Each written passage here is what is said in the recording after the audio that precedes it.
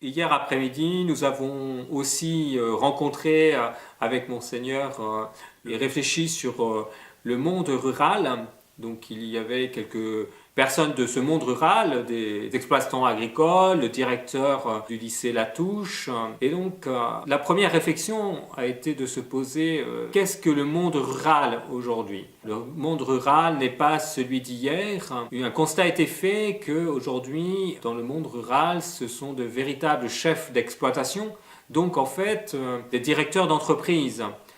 Puisqu'ils ont tous désormais des comptabilités, vraiment une entreprise à part entière. Et le chef d'exploitation aujourd'hui est un entrepreneur.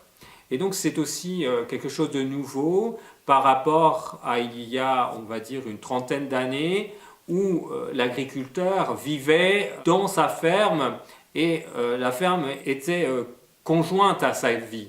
Alors qu'aujourd'hui, ce qu'il a été noté, c'est qu'un chef d'exploitation agricole va prendre des vacances, va partir en week-end. La société a mis en place des remplacements pour leur permettre d'avoir une vie relationnelle plus forte avec d'autres milieux de vie. Alors qu'autrefois, le milieu agricole était un milieu où on se retrouvait ensemble. Et l'entraide se faisait à l'intérieur de cette communauté agricole. Donc ça, c'est le premier constat que nous avons fait. Le second constat a été que le monde rural est aussi un monde, on va dire, urbain, puisque les nouveaux habitants de ce monde rural, néo-ruraux comme on les appelle, sont des gens qui travaillent soit pour nous ici à Rennes, à Ploërmel, à Vannes, même à Lorient, et leur lieu d'habitation est le lieu dortoir. Et donc ils n'ont pas le désir spécialement d'entrer en relation avec les voisins. On parlait d'un village de notre pays où il y a 50 habitants et en fait, ils ne se voient pas de la semaine, parfois ils sont des mois sans se rencontrer et il faut une occasion pour qu'il y ait un rapport avec les uns et les autres. On a eu le cas par exemple d'une bénédiction de croix dans le village qui a permis à l'ensemble du village de se retrouver.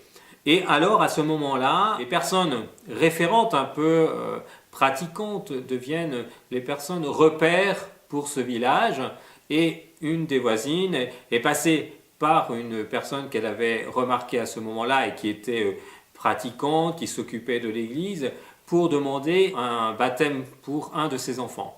Donc on se rend compte qu'il est important de mettre des personnes repères, des personnes référentes dans notre milieu rural afin qu'il y ait, on va dire, une personne entre les habitants et la paroisse et, on va dire, le curé. Car pour beaucoup, venir sonner au presbytère n'est pas si facile, il y a des freins, il y a des peurs. Je crois que ça a été un des points importants que l'on veut mettre en place dans notre secteur. L'autre dimension qui a été abordée, c'est bien évidemment la difficulté et la solitude du milieu rural, tant au niveau des personnes âgées, qui ont très peu de visites, ou par exemple les agriculteurs eux-mêmes, et notamment avec le nombre de suicides. Et donc il a été envisagé qu'il faudrait créer des lieux de parole pour permettre à la parole de se libérer, de se dire et de ne pas rester seul